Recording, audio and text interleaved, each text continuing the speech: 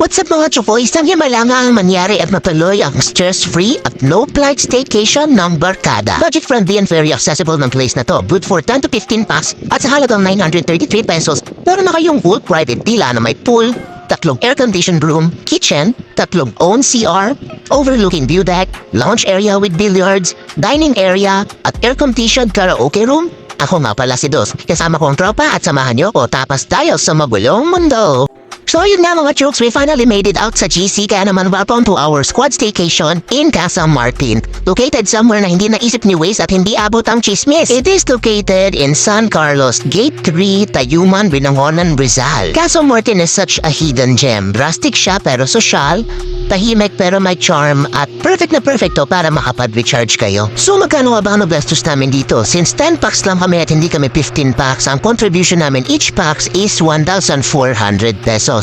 And as you can see nga sa video, mas pinili namin magluto dahil para mapili namin kung anong kakainin namin kung paano siya lulutuin. And ayan, para mas budgeted, meron kaming food assignments. It's a good thing na meron kaming ganitong guide dahil very organized sa mangyari. At a good thing na din dahil halos lahat namin nagdala ng extra food, extra snacks. At hindi talaga kami nagkulong sa pagkain doon and we enjoyed it. Meron pa kaming mga nasyaron. At hindi rin namin inisahang luto lang lahat ng pagkain na yun. Inassign din namin kung para saan yung mga pagkain na yan for dinner, for lunch, for breakfast, at pangpulutan at pang midnight snacks. Ang malaking advantage din na nabenta namin yung buong villa dahil very comfy and at home kaming kumiglos. Nagagawa namin yung mga gusto namin at pagdating sa household chores, nagkaroon din kami ng assignments kung sino magluluto, maghuhugas, maghihiwa, and all. Yung iba naman niluto na nila yung mga food assignments nila sa bahay pa lang dahil gusto namin makapag-save ng time at masulit yung time na i-stay namin dito magkakasama. Yung hours of stay namin is 20 hours, 5 p.m. to 1 p.m. kinabukasan yung naging schedule namin. Pagdating naman sa room assignments, pinagsama namin yung boys and girls para mas komportable silang kumilos sa kanya-kanyang room and sobra-sobra pang yung room sa amin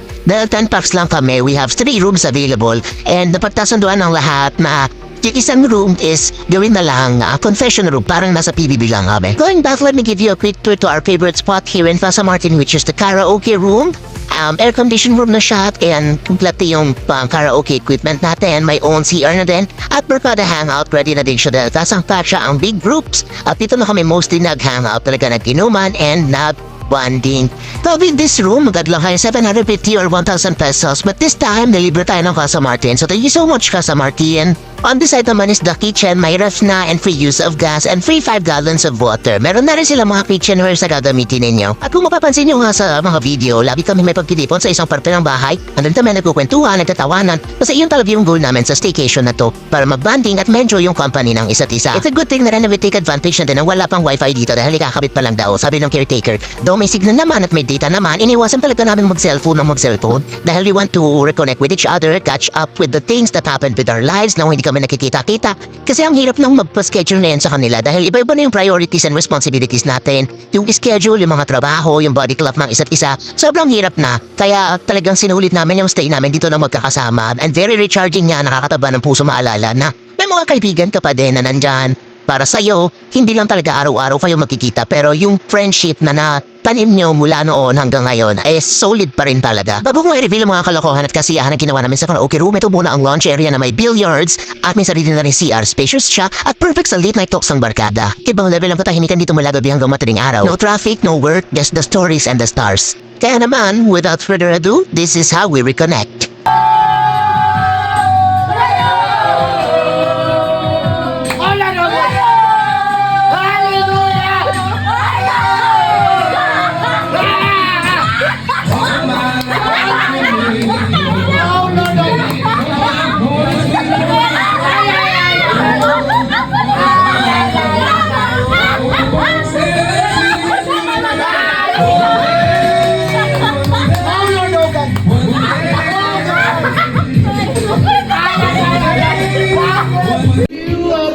Never gonna let you down. Never gonna run around and desert you. Make you cry. Never gonna say goodbye.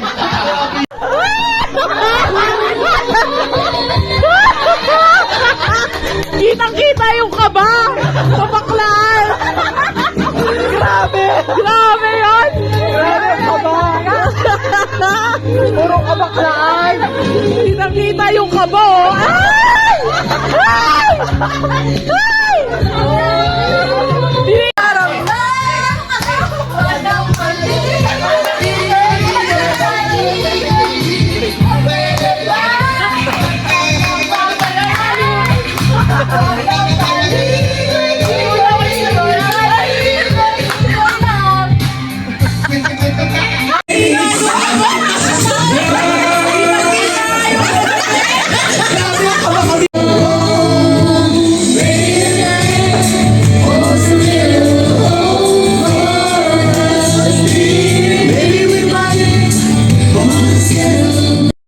naman kung sabana kayo sa canceled plans at mga drawing ninyo sa group chat, this is your chance. Maybe Casa Martin can help you reconnect and catch up with each other. Sama-sama tayong tumakas kasama ang barkada for a less gastos but more than apps.